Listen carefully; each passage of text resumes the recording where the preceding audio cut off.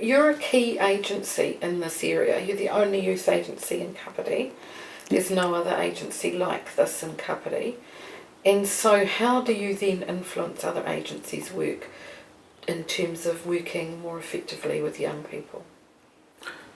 Well, we will question and advocate. We will advocate strongly for young people and challenge behaviours of other organisations if we need to, and work together with them. How can we improve this rather than just be challenging? We give young people a voice wherever we can. I mean, that's the goal. So sometimes we may do the advocacy role on their behalf because of the way the system's set up. Sometimes we go with them. Sometimes we create environments where other groups will come in and a group of young people here can talk to them.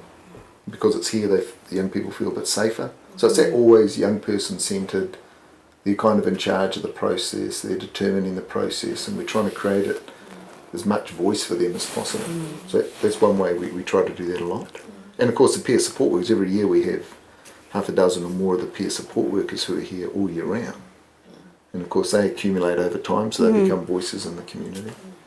So that's really good. And of course we also network with other agencies, just the nature of a community, you've got to do that. And the nature of our clients, sometimes we have to.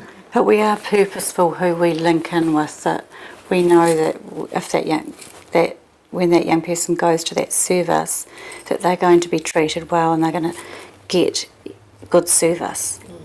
So that's really important. So we have developed those relationships. So you wouldn't just send a young person off to an agency, is this correct, without knowing where they were going? That's right, and who they were seeing. Yeah. So that's quite intentional. Yes, definitely. Would you see it as one of the key elements of your collaborative practice, is working with agencies in that way? Definitely. I mean, the clinical staff here, the doctors and nurses work closely with mental health services, with CAMS and police and that's client-centred again. So we do that primarily to keep the young person's voice centre. And then they're not just a client, they're a real person, and we want that to always be the focus. Has it been hard to sometimes move practice? What are some of your challenges but success stories around that? Of other agencies, you mean? I think over time, I mean, because KWAS is a kind of established service, people know it does a good job, that already helps. So, and I think Rachel and others who've been in the community for a long time, all that kind of works. But at the end of the day, there's usually, the clash is often around resources. So a government agency, only allows so much time per client and all that sort of stuff. And so for some of our young people, that doesn't work because of what's going on in the rest of their life. Sometimes they miss appointments, not because they're lazy, but because they don't care about it. It's just they're not able to make it. And very quickly, if that happens a couple of times, the agency says, well, you've missed 2 appointments, you're off the books. And that's not good enough for us. So that's when we would then work to try and get that young person. And sometimes it means we will physically pick up the young person and take them because otherwise they wouldn't get there. It's not uncommon for one of our doctors to go over and sit in an appointment with the psychiatrist over at secondary mental health services.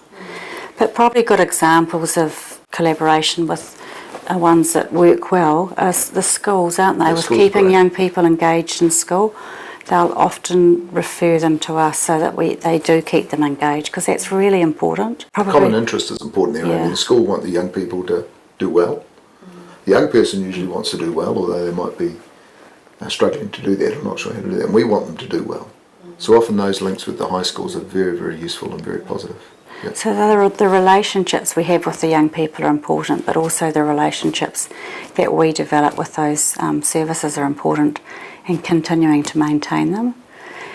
Probably an example of it not working so well is we've had 2 examples of organisations coming and working on site at KYS, and probably the workers have did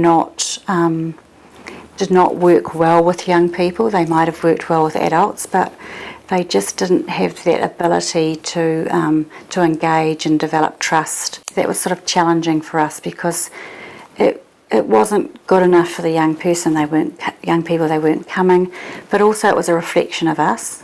On us. Yeah, there's been 2 examples of that. So just relocating some existing services into our organisation it doesn't often work because it's sometimes those workers are not youth appropriate. They don't work well with young people. So it's the philosophy and practice that's Yes. key. And when it's another organisation being relocated in your building, you don't actually have a lot of control over that. It's also personnel. You know, a person may be very, very good at relating to a specific age group, but not to a youth age group.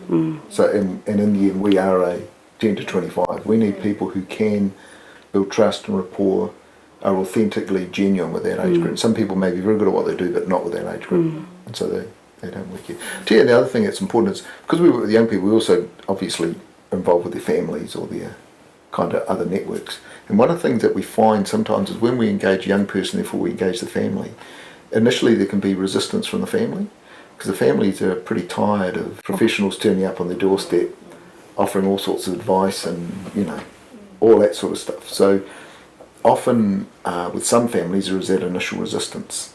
But when we work with that family and they realise we're not there to tell them off and to make them feel bad and let them know everything they're doing wrong, which is how they feel, often that turns right around. They begin to work with us too, which of course is much better for the young person. So the young person's not getting the message from one group that you have to do this and from home saying don't trust them. There are too many families out there who feel a bit bashed up by the system.